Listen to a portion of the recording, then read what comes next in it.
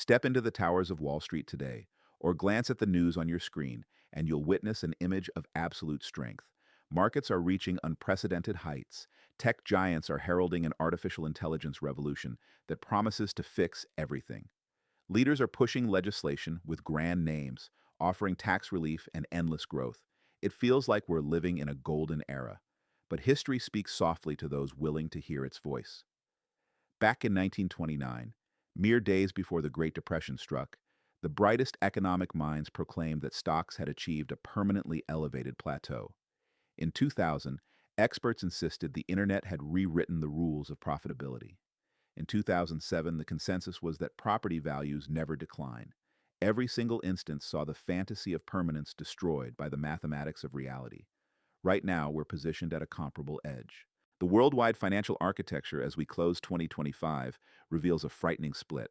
On one hand, we're seeing record valuations driven by pure speculation.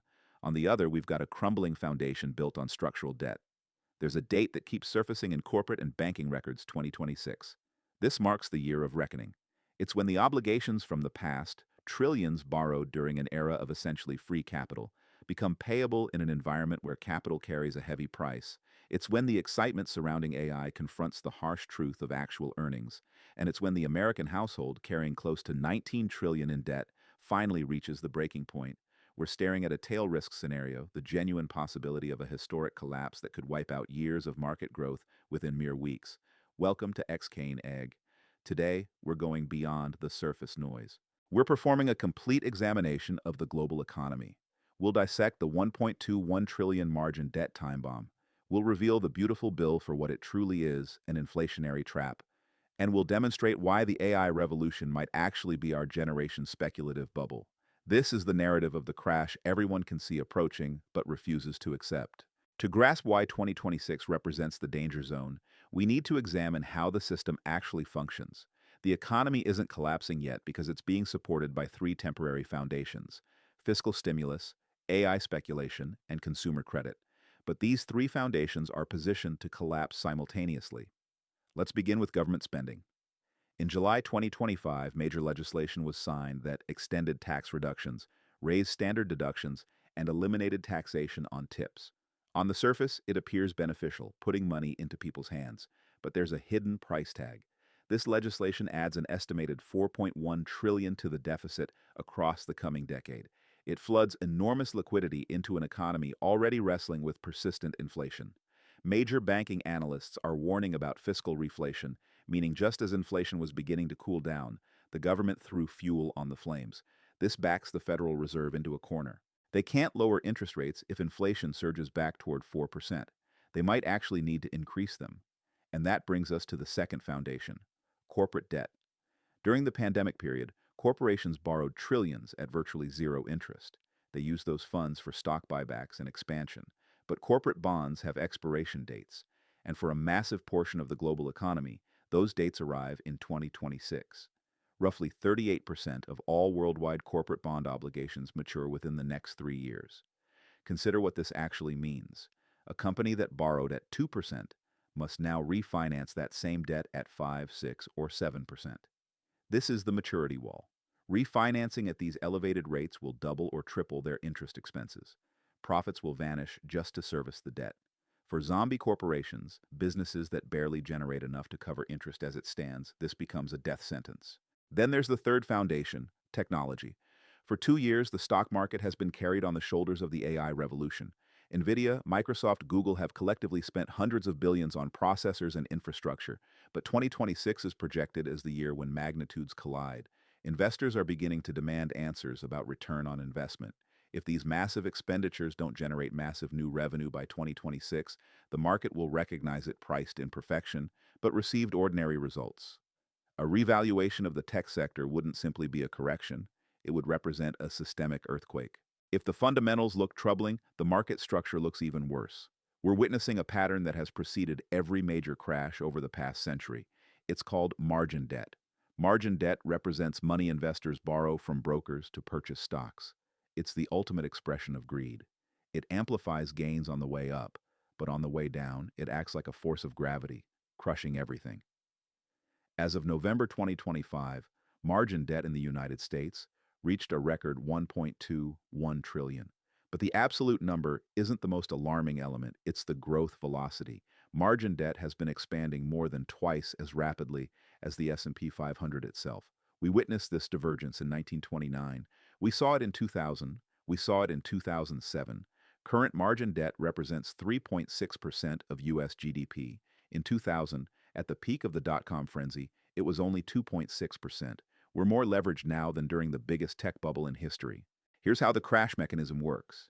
It doesn't follow a straight line downward. It's a margin cascade. The market dips slightly, perhaps triggered by an inflation report or geopolitical tension. Traders using margin receive margin calls. They must provide cash immediately or sell their positions. They sell. This pushes prices lower. This activates more margin calls for other traders. They sell. Prices drop further. The algorithms engage. Selling becomes automated. Liquidity disappears. Within days, a correction transforms into a crash.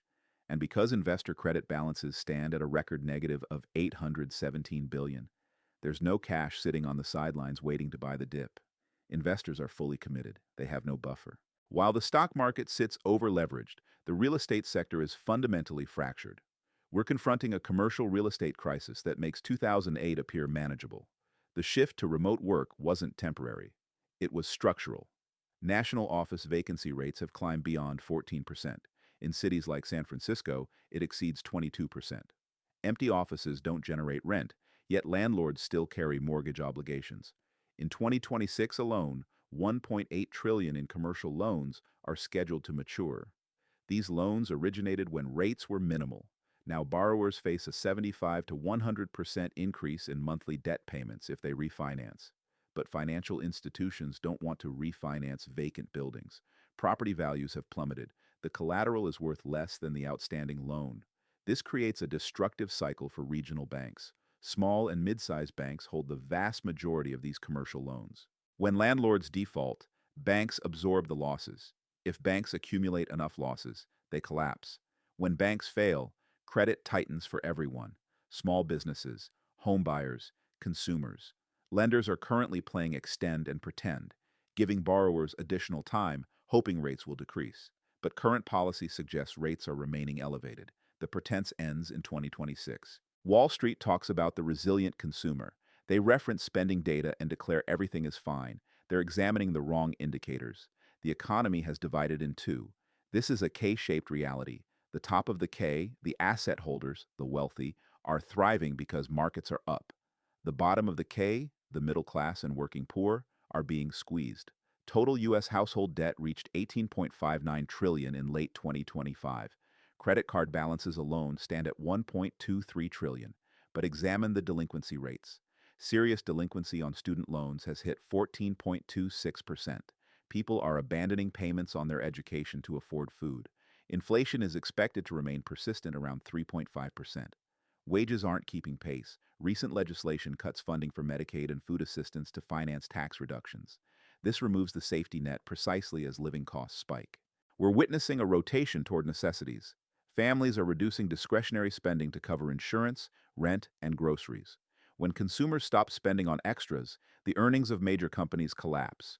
And since consumer spending represents 70% of the U.S. economy, when the consumer breaks, recession begins. Despite all these vulnerabilities, debt, real estate, inflation, consumer weakness, the stock market is valued as though nothing could possibly go wrong. The Shiller P/E ratio measures how expensive stocks are relative to their 10-year earnings. As of late 2025, it sits at 39.1. The historical average hovers around 20. The only previous times it reached this height were 1929 and 1999. Both occasions were followed by devastating crashes requiring decades to recover from. The market is priced for perfection. It assumes AI will transform the world instantly. It assumes the Fed will cut rates flawlessly. It assumes no geopolitical disruptions. But the world is imperfect. There's a fundamental law of finance. The value of a stock equals the present value of its future cash flows.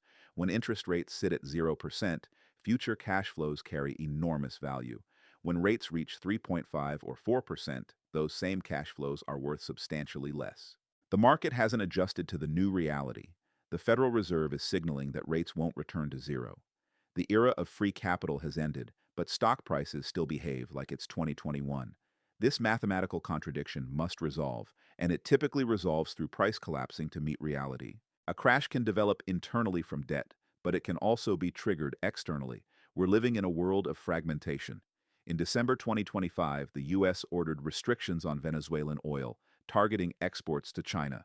While oil markets currently appear stable, this removes supply. If tensions escalate in the Middle East or restrictions tighten, oil could spike. High oil prices function like a tax on every consumer and business. They push inflation upward, forcing the Fed to maintain high rates, crushing the debt market. And there's always the semiconductor risk. The entire AI expansion depends on chips manufactured in Taiwan. Any disruption there acts as a liquidity crisis, a shock so severe that investors sell everything: stocks, bonds, crypto. They flee to cash. In a market leveraged to the maximum, a geopolitical shock doesn't merely lower prices, it triggers the margin calls discussed earlier. Now, I understand what you're thinking. People have predicted crashes for years. Why should this time be different? It's true, fear has been sold repeatedly, but this time the warnings aren't emerging from the fringe. They're coming from the center. Major financial institutions forecast a 35% probability of recession in 2026. Conservative investment firms project stock returns of only 4 to 5% for the next decade, warning of AI exuberance. These are establishment institutions. When they sound alarms, it's not for attention. It's because their internal data shows the mathematics doesn't function. The difference in 2026 is convergence. Previously, we faced one problem at a time, maybe inflation, maybe a crisis. In 2026, we have the corporate maturity wall plus the real estate collapse plus record margin debt plus persistent inflation plus the AI reality check. It's a multi-threat scenario. Any single element could be managed. Altogether, they create systemic fragility that cannot be concealed. So, if the crash approaches, what should you do? Sell everything and hoard cash? No. Panic isn't a strategy. Preparation is. Smart capital is already rotating. They're moving from growth to quality. Investors are shifting away from speculative tech toward companies with genuine cash flow, minimal debt, and essential products. If the AI bubble bursts, people still need healthcare, utilities, and necessities. With rates higher, government bonds offer real returns. They function as a hedge. If the stock market crashes, money typically flows to bonds, increasing their value. Central banks are purchasing gold at record levels. Gold represents the only asset that isn't someone else's liability.